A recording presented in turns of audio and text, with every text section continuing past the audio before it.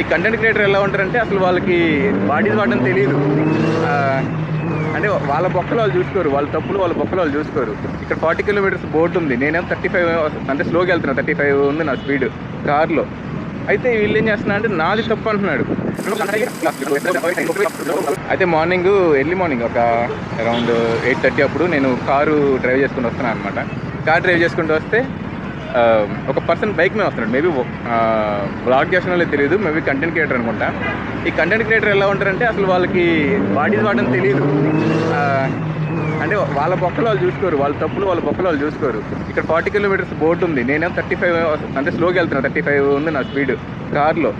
అయితే వీళ్ళు ఏం చేస్తున్నా అంటే నాది తప్పు అంటున్నాడు. అని ఏమన్నా నాదే తప్పు అయితే నేను 35 మీద వెళ్తున్నాను, ఆల్రెడీ రూల్స్ ఫాలో చేస్తున్నాను. అండ్ ఇక్కడికి వచ్చేసరికి వీళ్ళు నాది తప్పు అని చెప్పి నన్నే చూపిస్తున్నాడు. ఇలా అంటున్నాడు. ఏం చెబుతాం వాడికి? వాడి బొక్కలో చూసుకోకుండా నా తప్పుని చూపిస్తున్నాడు. చూడు, దట్ ఈస్ ఈ రోడ్డు మొత్తం కూడా ఓన్లీ 40 అంటే స్లోగా వెళ్ళమని చెప్పి యాక్సిడెంట్ అవుతుంది అని చెప్పి చెప్తాను అనుకో. అది నేను ఫాలో అవుతుంటే వాడు వచ్చి నాది తప్పు అని చెప్పి నన్నే బ్లేమ్ చేస్తున్నాడు వాడు.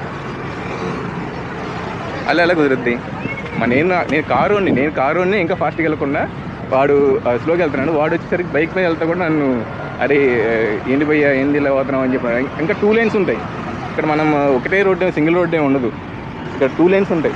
ఓకే, ఆ 2 lanes వెళ్ళడానికి 2 lanes రావడానికి ఉంటాయి.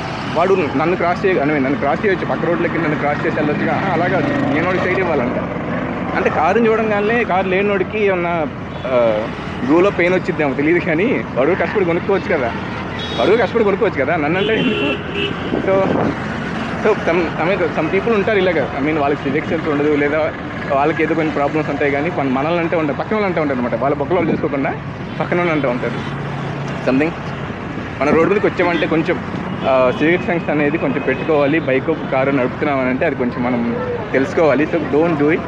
మీరైతే కొంచెం ఎవరిది తప్పు? అసలు ఈ రోడ్డు ఎన్ని కిలోమీటర్లు ఇక్కడ మేము మోస్ట్లీ స్పీడ్ లిమిట్ అనేది పట్టించుకోము. 40 ఉన్నా 20 ఉన్నా 50 ఉన్నా పట్టించుకోము. ఓకే, కానీ కొన్ని ప్లేసెస్లో ఓకే అవతల వాళ్ళు ఇలా వెళ్తున్నారు, పట్టించుకున్నాడు ఒక్కడు ఉన్నాడైనా సరే ఆ ఒక్కని మనం రిపీట్ వాడిని చూపించడం కానీ స్పాట్ చేయడం కానీ చేయకూడదు. ఇన్కేస్ మన తప్పుంటే మనమే దాన్ని ఒప్పుకొని వెళ్ళిపోతే సరిపోతుంది.